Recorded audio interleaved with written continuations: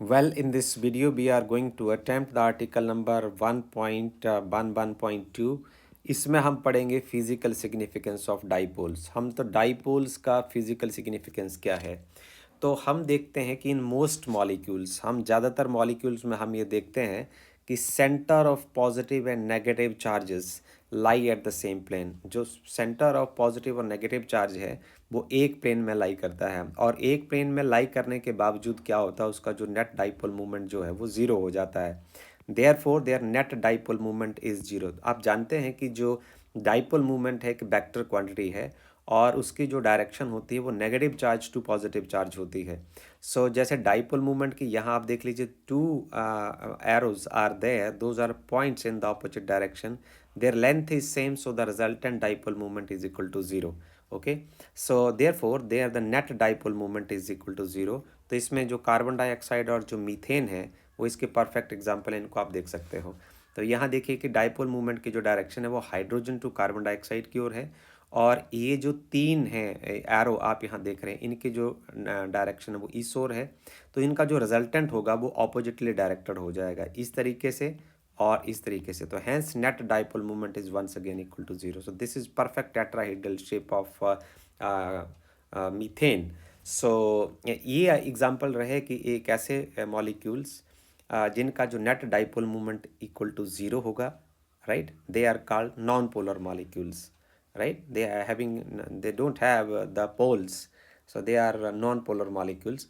हम ऐसा करते हैं कि जब हम इन नॉन पोलर मॉलिक्यूल के साथ डील करते हैं, तो ये देखिए नॉन पोलर मॉलिक्यूल, पोल का मतलब होता है एंड नहीं होगा, उसका किनारा नहीं होगा। पोल देखा है ना आपने, कि जैसे बैडमिंटन के पोल लगाते हैं तो ये डंडा है, पोल का मतलब डंडा ही होता है ऐसे करके।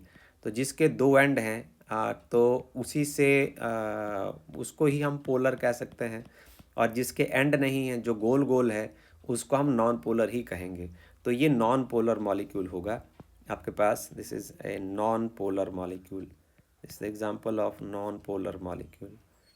तो इसमें जो सीखने वाली बात ये है वो ये रहेगी कि जैसे तो आप कॉमन नेचर का जो मॉलिक्यूल होगा, जैसे जिसका centre of positive and negative charge will coincide and the net dipole movement is equal to zero, so they are called non polar molecules.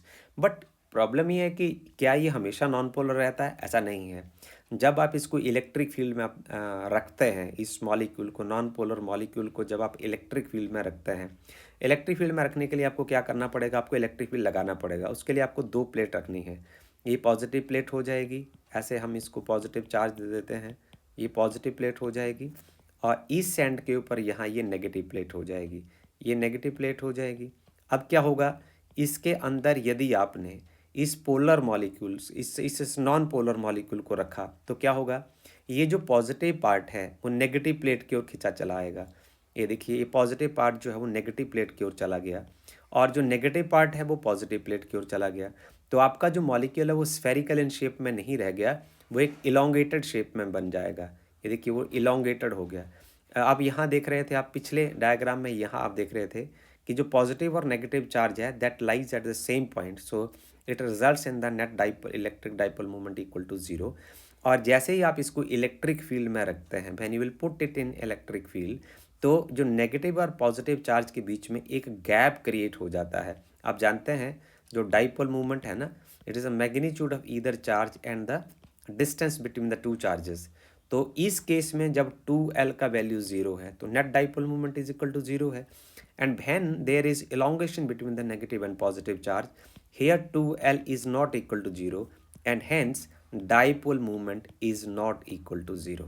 तो इसका मतलब ये हुआ कि जब आप एक नॉन पोलर मॉलिक्यूल को इनसाइड द इलेक्ट्रिक फील्ड आप रखते हैं, तो इलेक्ट्रिक डाइपोल मूवमेंट जो है वो क्रिएट हो जाता है। This is called induced dipole movement. So this is what I have to say about the non polar molecules. आगे हम अपनी चर्चा को बढ़ाते हैं, आगे बढ़ाते हैं। तो हमारे पास जिस तरीके से नॉन पोलर मॉलिक्यूल्स होते हैं जिनके किनारे नहीं होते, जो गोल गोल इन शेप में होते हैं, जिनका नेट डाइपोल मूवमेंट ज़ीरो होता है, तो उनके बाद हम पोलर मॉलिक्यूल की चर्चा करते हैं। So when the centre of positive and negative charge, positive और नेगेटिव चार्ज का जब सेंटर जो है वो एक दूसरे के साथ कॉन्साइड नहीं करता, जैसे आप ये देखिए, ये आपके पास H2O मॉलिक्यूल है। सो ये एक एग्जांपल है कि इसमें सेंटर ऑफ पॉजिटिव और negative charge will not coincide. So therefore इसका मतलब क्या हुआ कि उनका जो परमानेंट इलेक्ट्रिक डाइपोल मूवमेंट होगा, राइट, इसमें जो डाइपोल मूवमेंट होगा वो नॉन जीरो होगा। Okay, even in the absence of electric field. तो आप फील्ड नहीं भी लगाएंगे तब भी इसका इलेक्ट्रिक डाइपोल मूवमेंट होगा। ऐसे मॉलिक्यूल जिनका electric dipole moment exist in every stage whether you have applied the electric field or not, so they are called the polar molecule।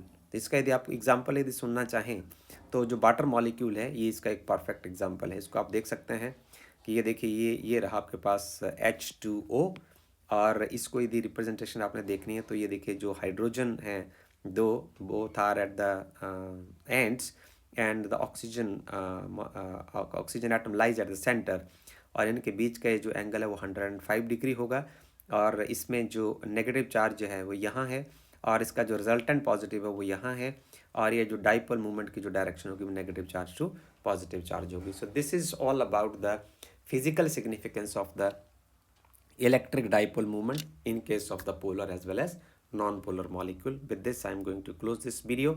Thank you very much.